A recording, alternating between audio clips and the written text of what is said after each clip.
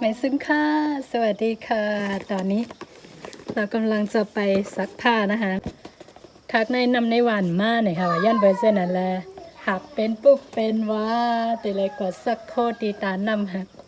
นำในหวานก่อมมานำตาใจก่อมมียาวเลยกดตีตานำเมาอาบก็เลยกดตีตานำเมาจริงๆน้ำในหมู่บ้านไม่มาเพราะว่าน้ำป่าไหลหลากก็เลยน้ำป่าไหลพลัดไม่แน่ใจอะไรเสียสักอย่างนี่แหละค่ะแล้วก็น้ำใช้ไม่มีเราต้องไปที่ท่าน้ำค่ะก็จะไปซักผ้านะคะเด้ไปกันเลยเดี๋ยววันนี้โมจะพาทุกท่านไปซักผ้าที่ท่าน้ำกันวันในเดือนก็กะสักโคดีตานำนี่ค่ะกันซ้ำกันค่ะจริงๆแล้วเส้นทางที่ไปค่อนข้างลำบากเราก็เลยต้องใส่รองเท้าบูทค่ะเส้นทางเงินเท่าคากว่าก็หยาบยินยันเปอร์เซ็นต์นั่นแหละใส่ซักตินโอดนี่เส้นทางในหมู่บ้านเส้นทางในวานเนี่ยค่ะว่านะยันเป็นไหนละเดี๋ยวเราซักที่ซักตินโอดถ้าเด็กกว่าตั้งในเป็นแบบนี้นะคะเดินค่อนข้างลำบากแล้วก็ลื่นด้วยเส้นทางในวันก็เป็นเส้นไหนไปหยาบยินแต่ก็เดี๋ยวเหมือนอีดยันเบื่อมีโวกวายกว่ามาให้ปุงเตะค่ะเดี๋ยวมือวันเข้ามาฝนตกติ๊กๆไปแลได้ป๊อบว่าอะไร4-5 วันนะมาได้4-5 วันแต่ว่ายังไม่มีแดดเลยเพิ่งจะมีวันนี้ค่ะก็เลยต้องไปซักถ้าไม่ซักก็จะไม่มีใส่แล้วฝนซักก็ไม่ใส่อ่ะทางที่โมมาเมื่อกี้เซนต้าเงินเขามาเมื่อไกลเด็กอะไรเร่งดีไรผมเร่งดีไหนล่ะ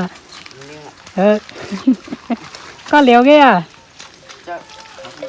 ไม่เลยอ่ะหลายตัวกวายหลายตัว6 ตัวฮัลโหลน้ำไปเลี้ยงควายทั้งหมดมี6 ตัวมาข้างหลังด้วย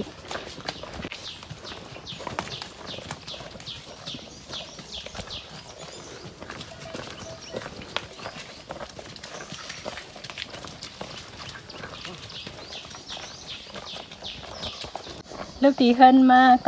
9:38 จากบ้านมานะคะใช้เป็นเวลา9:38 ไม่แน่ใจว่าเดินไปถึงท่าน้ำจะใช้เวลากี่นาที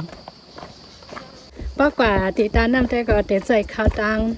หมอกหลายเม็ดเต็มหัวออกตีขึ้นมาแต่ก็9:38เฮือวะเนี่ยไปเลยขึ้นกุ้งลงลอยกันเนี่ยนะนี่แค่ลงเขานะคะนี่แค่ลงเนินยังไม่ขึ้นเนินเลยแต่ว่าขาไปลงขากลับต้องขึ้นเยี่ยนขาต้องหักหนักๆด้วยแบบสุดยอดทางนี้แต่ว่าใช้เวลาที่นี่มีความสุข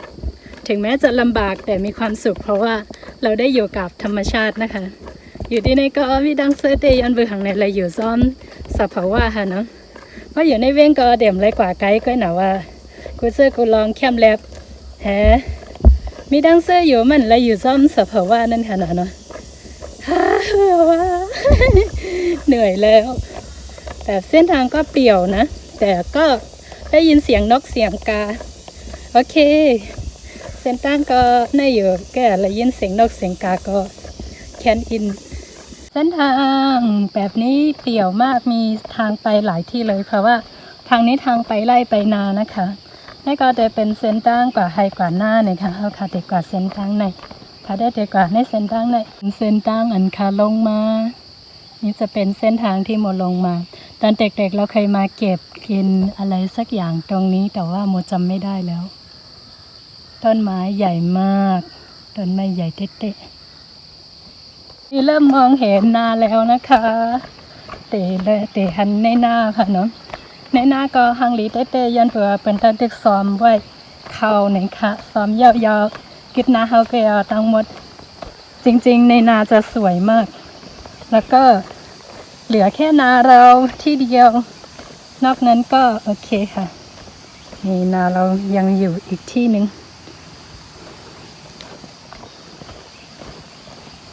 หมดจะไปทางนี้ค่ะเดี๋ยวจะให้ดูทุกท่านจะให้กำเตปันกูกอดด้วยกำเตให้กูกอดด้วยตั้งหางดีในหน้าพองค่ะนะ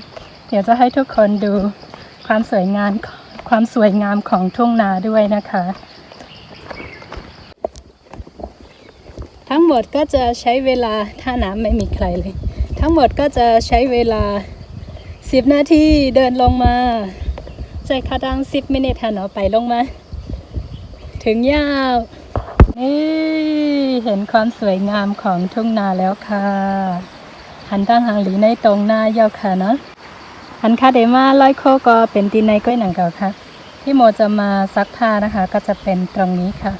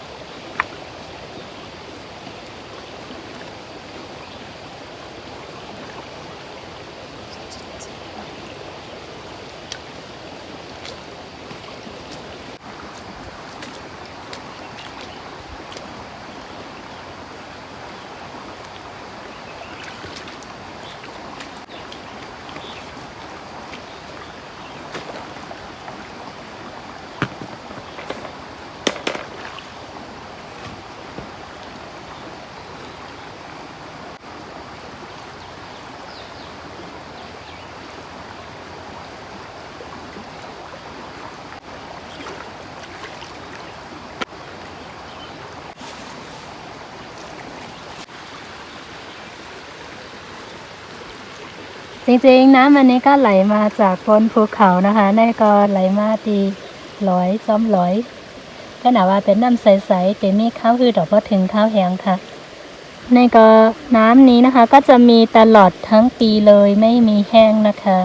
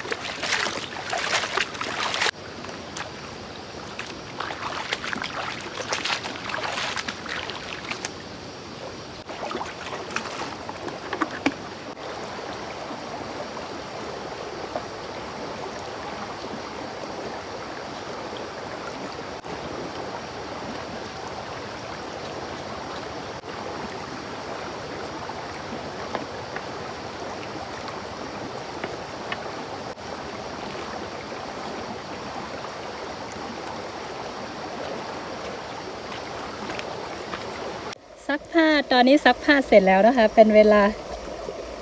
ลา11 โมงมาแล้วซักขายาวซักโคยาวเป็นขายาม11 โมงแค่หนาว่าเตียนพี่น้องเขากัดต้อยตั้งหังลีที่ในหน้าให้ก่อนไปต้อยหาหน้าหังลีตานทือนะ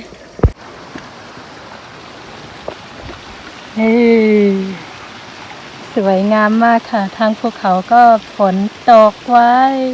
ฝนตกอีกแล้วเมื่อกี้อุตส่าห์ดีใจว่าแดดจะออกเมื่อไกลกันซ้อมมาเหลือเตะออกในมาเลี้ยวตั้งลอยก็ฝนตกแทงแล้วค่ะเนาะสักโคยก็ค่ะแต่ได้ไปเมื่อก่อนง่ายๆครับเนี่ยนี่คือความสวยงามของทุ่งนาที่นานางค่ะตั้งหังหลีตรงหน้าตีหน้านางนี่ค่ะวันร้องนี่ค่ะโอ้หันเป็นหันได้บนกระเตใส่ถึงทนกันนะนี่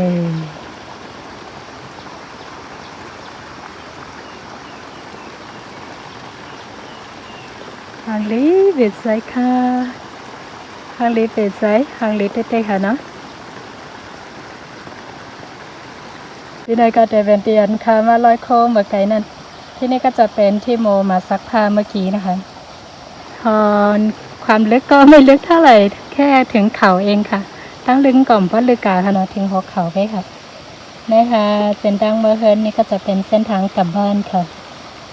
ต่อไปก็ขึ้นเนินเย้จริงตรงนี้จากตรงนี้ไปจะมองเห็นรอยเล่งนะคะเดี๋ยวที่ในกุฏใต้กว่าก็จะเห็นรอยเล่งค่ะแต่อยู่ซ้ำเส้นในค่ะนะมาเลี้ยวได้ก็หมอกกลมสุ่มไว้แลเต็ม1,100มันค่ะอันนั้นได้เป็น100 ไฟแรงได้แต่เยอะซ้ำเส้นในเขาเพราะกลางค่ำมาในไฟแรงๆในตีหันตีในต้อยกาค่อยคอหันไฟแรงๆแหจากตรงนี้มองไปนะคะตอนเย็นๆตอนมืดๆก็จะเห็นไฟของเจดีย์นะคะจะอยู่ตรงนี้แถวๆนี้ค่ะตอนนี้มองไม่เห็นแล้วเพราะว่ามีเมฆบังเหลือแต่แอมพันค่ะหมอกกลุ่มสุ่มไว้คัน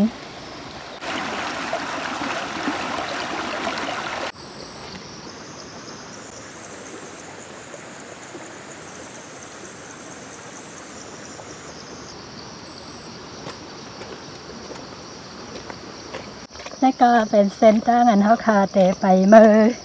ที่เฮินเป็นเส้นทางที่เราจะเดินกลับนะคะก็จะขึ้นเนินขึ้นอย่างเดียวเลยตอนนี้เมื่อเร็วได้ก็ได้ขึ้นเมื่อเร็วก็ค่ะเมื่อมาได้ลงเมื่อได้ขึ้นใส่ขาดัง2 โมงไปขามาแต่เมื่อ11 โมง9:49มาเหลือเป็น11 โมง5 มินิตอนเด็กไปไหมเหนื่อย ตอนนี้เป็นเวลา11:05เดินกลับบ้านไม่แน่ใจตอนขากลับจะใช้เวลากี่ชั่วโมงเหนื่อยแล้วเพราะว่าหนักนิดด้วยหนักเอเดเฮ้ยเตตอนเด็กๆเราจะมีความสุขมากแล้วก็จะไปกลับทำแบบนี้ตลอดเลยขอพักผ่อนก่อนขอพักแป๊บหนึ่งเลยกั้มเมื่อเขาก็เล็กได้ให้ไหนต่างเสียค่ะเมื่อเขาก็เล็กถ้าสัก8 ขวบ 9 ขวบเด็กน้ำหนึ่งวันไหน4-5 หาพันเนาะแล้วก็มาอาบน้ำมาสักโคดีตาน้ำให้สนไหนก้อยๆค่ะขนาดว่ามาเลี้ยวได้แค่อินนำมาถึงในวันอีกนิดเดียวก็ถึงในหมู่บ้านแล้วค่ะทางเอียนก็ถึงในวันเยอะค่ะตั้งมาถึงครึ่งตั้งปลายๆก็ลือเฮอกำมาถึงครึ่งทางกว่าๆแล้วก็พักแป๊บหนึ่งค่ะเหนื่อยเหนื่อยภาษาไทยใหญ่เรียกว่าสามีใจดีมารับดูดีพี่แสงมารับแล้วเอามอไซค์มารับทำไมไม่เอามอไซค์ไปทุกคนจะถามโมขับมอไซค์ไม่เป็น อยากแหละมอแสงแก่กว่านะคะแต่ขับมอฮอแสงแก่แสงรับกลับไปแล้วตีกำเสียงหับมือเยอะเย่มาเร็วก็เมื่อเต่าไหลที่หนามาถึงในวันก็ใจเขาดัง15 มินิต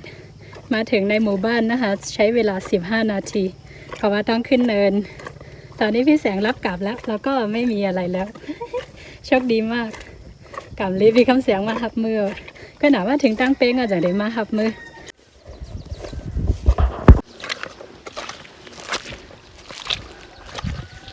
บ้านแล้ว ถึงเฮินยาวส่วนกำในก่อนหลงมาตากก็ทีนี้ก็มาตากตอนนี้กลับมาบ้านแล้วตากแล้วมาเร็วก็มาถึงเฮินนอนตากครับแล้วก็ยอก11:30เดี๋ยว9 โมงเดี๋ยวถึง11:30ทั้งหมดใช้เวลา2 ชั่วโมง 3 ชั่วโมงเลยใจเขาดัง2 ชั่วโมง 3 ชั่วโมงก็หมดกว่าครึ่งวันที่นี่ก็จะเป็นแบบนี้ค่ะสโลว์ไลฟ์แบบสุดๆไปเลยงั้นวิดีโอนี้ก็จะขอจบเพียงเท่านี้นะคะเจอกันใหม่ในวิดีโอหน้าค่ะพบกันใหม่ในวิดีโอหน้าค่ะไม่ซึมค่ะสวัสดีค่ะ